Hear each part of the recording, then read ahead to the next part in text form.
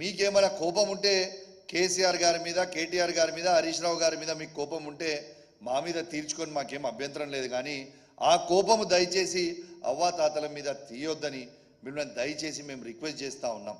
కాబట్టి మీరు చాలా త్వరలోనే వెంటనే ఇస్తారని నేను ఆశిస్తూ ఉన్నాను. దీంతో పాటు ఇంకో ముఖ్యమైన విషయం తెలియజేస్తా ఉన్నా.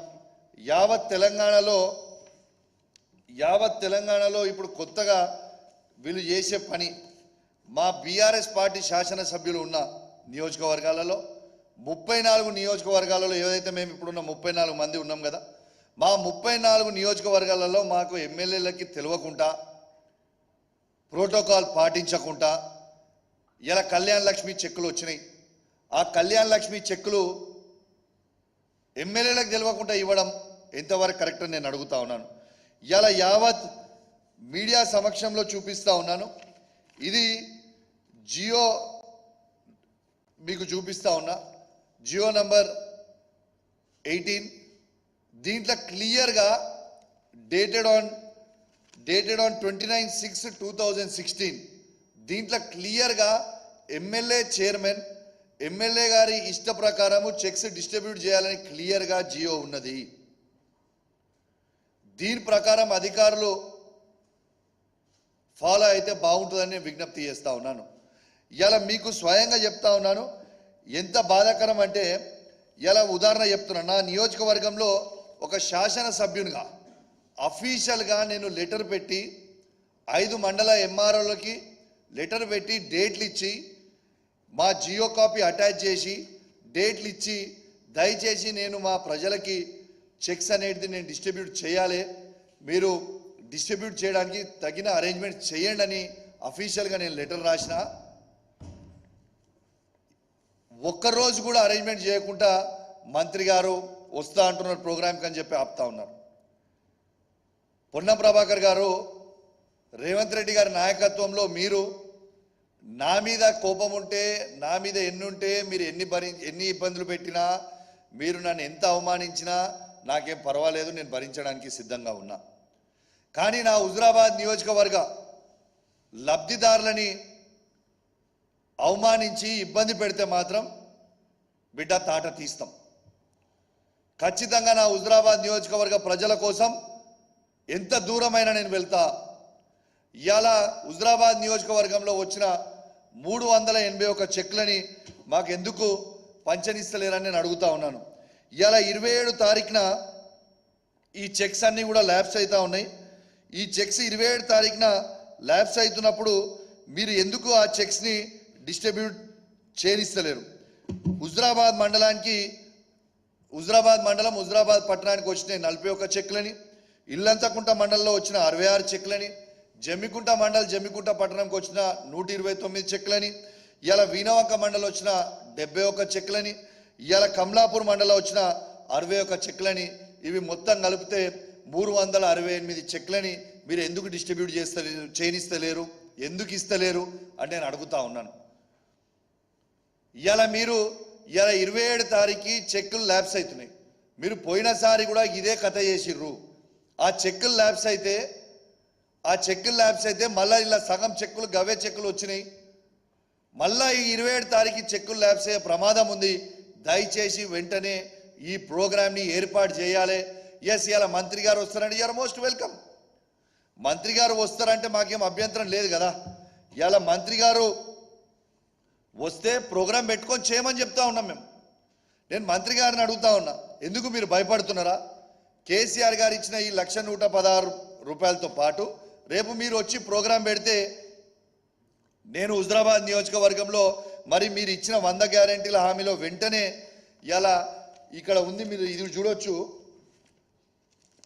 దీంతో పాటు వాళ్ళు ఇచ్చిన 1,116 రూపాయలతో పాటు తులం బంగారం ఇస్తామని క్లియర్గా వాళ్ళ మేనిఫెస్టోలో పెట్టినరు.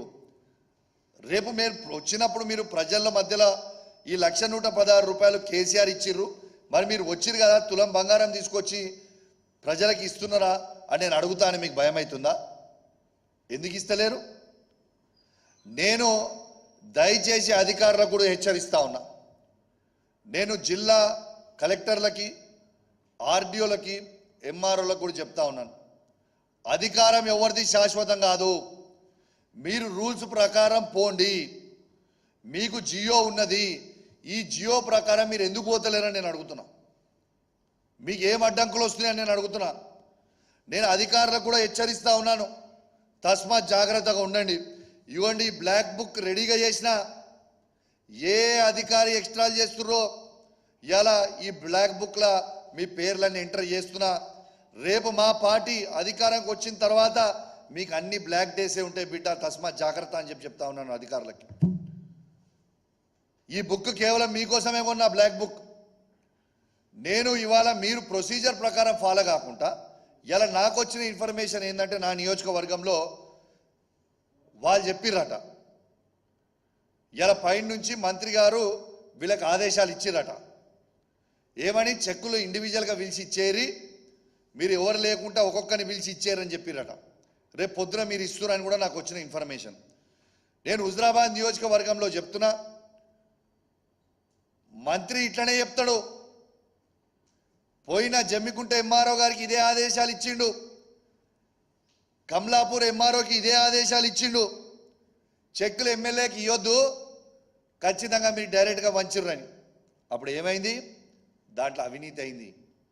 అవినీతి అయిన తర్వాత ఏమైంది? ఇద్దరు ఎంఆర్ఓలు ఏసీపీ ట్రాప్ అయి ఇద్దరు ఎంఆర్ఓలు జైలుకు పోయిర్రు. కాబట్టి అధికారులకు అది గుర్తు చేస్తా ఉన్నా, తస్మాత్ జాగ్రత్తగా ఉండండి. అఫీషియల్గా చేసే ప్రోగ్రాం ఇలా ఇతర పక్కన నియోజకవర్గాలు ఉన్న మానకొండూరులో ఎమ్మెల్యే గారు ఇచ్చుకుంటారు, హుస్నాబాద్లో ఎమ్మెల్యే గారు ఇచ్చుకుంటారు, ఇలా చొప్పదండిలో ఎమ్మెల్యే గారు ఇచ్చుకుంటారు, వేములవాడలో ఎమ్మెల్యే గారు ఇచ్చుకుంటారు. అరే, మా దగ్గర ఉన్న బీఆర్ఎస్ పార్టీ ఎమ్మెల్యేలు ఉన్న కాడ మేము ఎందుకు ఇవ్వద్దు? మీకు ప్రజలు ఓట్లేసి గెలిచిర్రు, మేము కూడా ప్రజలు ఓట్లేస్తేనే గెలిచినాం కదా. దానికి మీరు మాకు ఇవ్వకపోవడానికి అధికారం మీకు ఎక్కడ ఉన్నది? What right does a minister have to stop? నేను అడుగుతున్నా. నేనైతే అధికారులకు క్లియర్గా చెప్తున్నా, నేను అఫీషియల్గా మీ దగ్గర రిసీవ్డ్ కాపీస్ తీసుకున్నా. మీరు ప్రోగ్రాం పెట్టకుండా మీరు చెక్కులు వంచేసే ప్రయత్నం చేస్తే మేము హైకోర్టుకు పోతాం, మేము పిటిషన్ వేస్తాం. ఖచ్చితంగా మీ అందరినీ మేము రేపు పార్టీ చేసి కలెక్టర్ గారిని, ఆర్డీఓ గారిని, అందరు ఎంఆర్ఓని పార్టీ చేసి హైకోర్టులో పిటిషన్ వేస్తాం. రేపు మీరు ఇబ్బందుల పాల్పడతారు. కాబట్టి మీరు యాజ్ పర్ ప్రొసీజర్ మీరు పోతే అద్భుతంగా ఉంటుంది. ప్రొసీజర్ ప్రకారం పోకపోతే మీరు ఖచ్చితంగా ఇబ్బంది పడే ప్రమాదం ఉంటుంది. కాబట్టి నేను దయచేసి మరొక్కసారి మిమ్మల్ని హెచ్చరిస్తూ ఉన్నాను. నిన్న నేను ప్రత్యేకంగా మా హుజరాబాద్ నియోజకవర్గం నుంచి నేను శాసనసభ్యునిగా ఉన్నా కాబట్టి హుజరాబాద్ నియోజకవర్గంలో ఉన్న ఆర్డీఓ గారికి, హుజరాబాద్ నియోజకవర్గంలో ఉన్న 5 మండలాల ఎంఆర్ఓ గారికి, 2 కమిషనర్లకు కూడా చెప్తా ఉన్నాను. మీరు నన్ను రిక్వెస్ట్ చేసిర్రు, సార్ దయచేసి మీరు మాకు అఫీషియల్గా లెటర్ ఇచ్చిండ్రు, మేము ప్రోగ్రామ్ ఆర్గనైజ్ చేస్తాం, మంత్రి గారు డేటు ఇస్తారంటే నేను గౌరవించిన. మీ మాట మీద గౌరవించి నేను ఆగిన. ఇలా మంత్రి గారిని రమ్మనండి, డేట్ పెట్టి ప్రోగ్రాం పెట్టి చేయమని చెప్పండి. మంత్రి గారికి వీలు కాకపోతే ఎమ్మెల్యేగా మేము ఉన్నాం, మా ఎంపీపీలు ఉన్నారు, మా జెడ్పీటీసీలు ఉన్నారు, మా మున్సిపల్ చైర్మన్ ఉన్నారు, మా కౌన్సిలర్ ఇంకా ఉన్నారు, వాళ్ళ టర్మ్ మొత్తం ఉన్నది, మేము అందరం కలిసి ఇస్తాం. లేకుండా మీరు ప్రొసీజర్ ఫాలో కాకపోతే మాత్రం మీరు తీవ్రమైన ఇబ్బందులు పడతారు. ఎందుకంటే ఇలా ఎంత అన్యాయమో మళ్ళొక్కసారి మీకు ప్రభాకర్ గారు ఎంఆర్ఓ గారికి ఇచ్చిన ఆడియో రికార్డ్ని ఒక్కసారి మీకు వినిపిస్తా. ఒక్కసారి మీ ద్వారా యావత్ తెలంగాణ ప్రజలు మొత్తం కూడా చూడాలని నేను విజ్ఞప్తి చేస్తున్నా. ఒక్కసారి మీరు ఇది కూడా వినిపిస్తా. 1 మినిట్ ఈ ఆడియో తీస్తున్నా, ఒక్క నిమిషంలో మీకు ఈ ఆడియో